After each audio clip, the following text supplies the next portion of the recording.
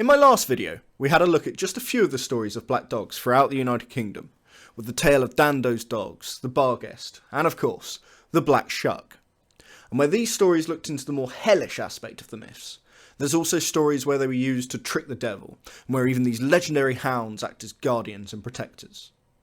For this episode of Castles and Curiosities, we'll be delving in once again to more of these legends of the black dogs of Britain.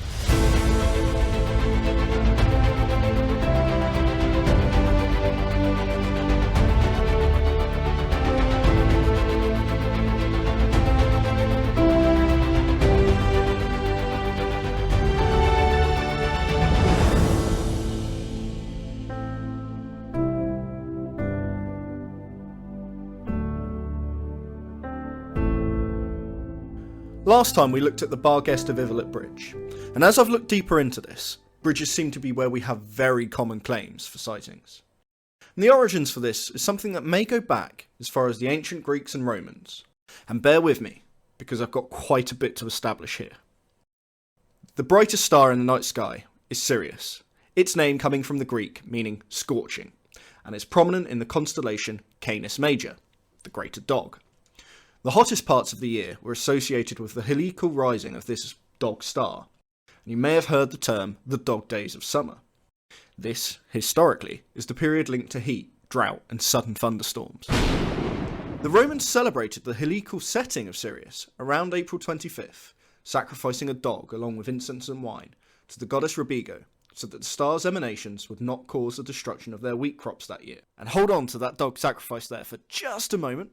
In another aspect of ancient Rome, you had the imperial cult, essentially the state religion from the early principate of Augustus, and it saw the Roman emperors as possessing divine guardians and divine approval from the gods, and as such, they would be worshipped, although not as gods themselves. The highest ranked priests belonged to the Collegium Pontificum and held the titles of Pontifex, or, if you prefer to use English, bridge builder. Symbolically, they were the bridge between men and the gods, but it could also be taken more literally. The Tiber River was considered divine in its own right, so the only people who were allowed to authorise the construction of bridges across them would be one of these priests. Even in England, after the fall of Rome, it seems it was often down to the monasteries to cough up the funds necessary to build the bridges. And, as sacrifices were something frequently conducted by the Romans to appease their gods, it's very likely this practice continued through Christianisation. Only now, of course, the context changes. To move people away from the worship of their old gods, they were often replaced with the devil, and the stories took a more sinister tone. Now, rather than appeasing the old Roman gods, we warded off the devil.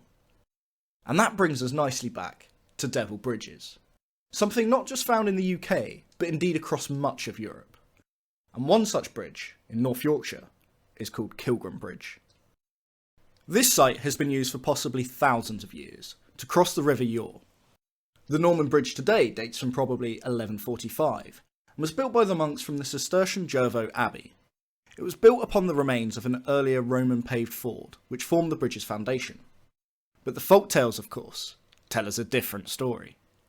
Many attempts had been made to build a bridge, but none had been able to withstand the fury of the floods, until His Satanic Majesty promised to build a bridge which would defy the fury of the elements, on condition that the first living creature who passed over should fall as sacrifice. Long did the inhabitants consider, when the bridge was complete, as to who should be the victim. A shepherd, more wise than his neighbours, owned a dog called Grim. Now this man, having first swum the river, whistled for the dog to follow. Poor Grim unwittingly bounded across the bridge, and thus fell victim to His Satanic Majesty. The bridge became known as Killgrim Bridge, although giving the passing of time, it has today become Killgrim Bridge. And it is rather strange to me that people would consider a bridge built by monks to have been built by the devil instead. But I guess maybe they reached the conclusion that only the devil could have a degree in civil engineering. And given how many devil bridges there are, he was certainly a prolific and experienced builder. Another similar tale we have is at Keradidium Bridge, and this one is certainly odd to look at, with the newer bridges stacked on top of the older. According to legend, the original bridge, dating back to 1075, was built after an old woman lost her cow and saw it grazing on the other side of the river. The devil appeared and agreed to build a bridge in return for the soul of the first living thing to cross it. When the bridge was finished, the old woman threw a crust of bread over the river, which a dog crossed the bridge to retrieve, thus becoming the first living thing to cross it. The devil was left with only the soul of the unfortunate dog. Some of these stories of the devil taking these dogs may have their basis in real events. As I said earlier, the Romans often carried out sacrifices, and what may have created these stories is the dogs were killed and buried as a foundational sacrifice. And over the passing of time, sacrifices for Roman gods to protect the wheat harvest may have merged with sacrifices to stop the devil stealing a soul.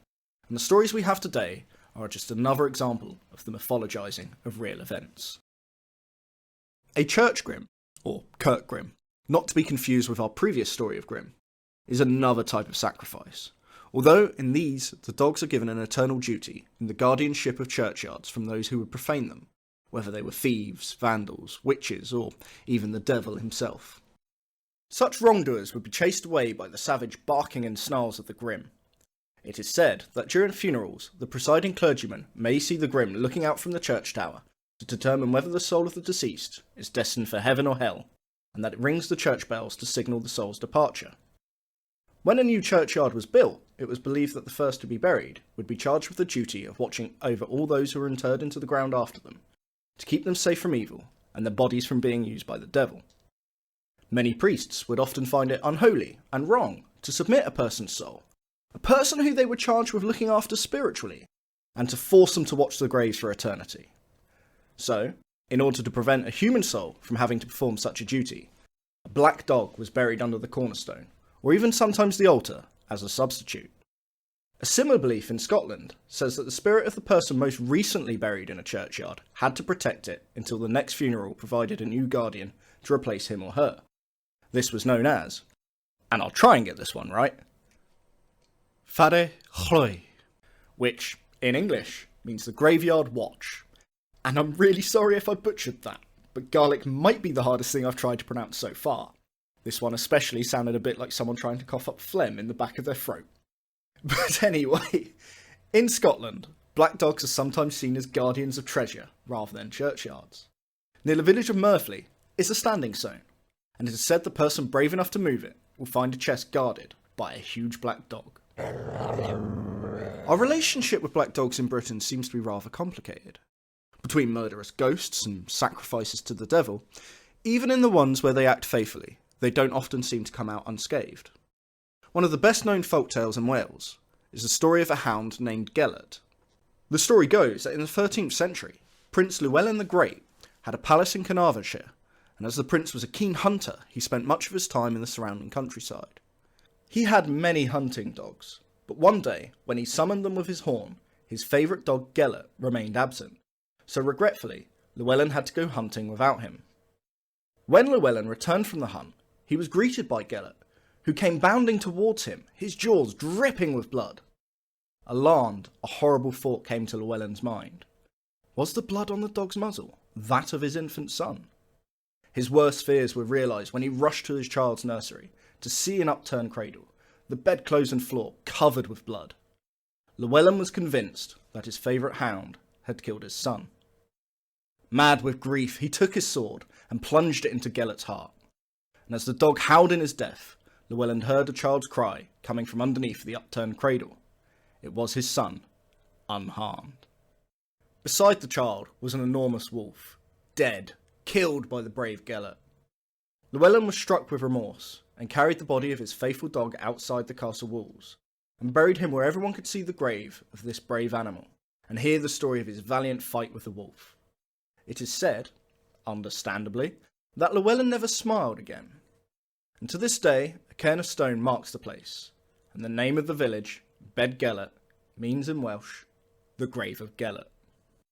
There is a slight problem with this story, however, and that is the cairn of stones was actually placed in the late 18th century by a landlord of a local hotel to encourage tourism. So it's more likely, of course, that the village is in fact named after the Christian missionary, Gellert, who settled there in the 8th century. It's considerably rare to find major stories of black dogs acting as guardians. Perhaps we're more likely to pay attention to stories that threaten our lives, Or maybe we're predisposed to remembering and retelling negative occurrences. Kind of like how we think the weatherman always gets it wrong. Both today and yesterday!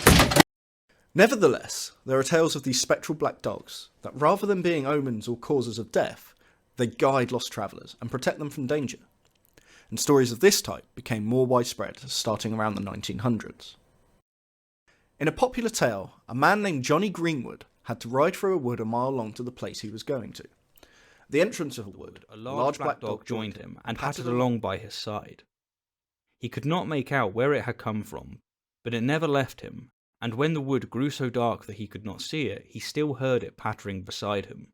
When he emerged from the wood, the dog had disappeared, and he could not tell where it had gone to. Well, Johnny paid his visit and set out to return the same way. At the entrance of the wood, the dog joined him and pattered alongside him as before, but it never touched him and he never spoke to it, and again, as he emerged from the wood, it ceased to be there.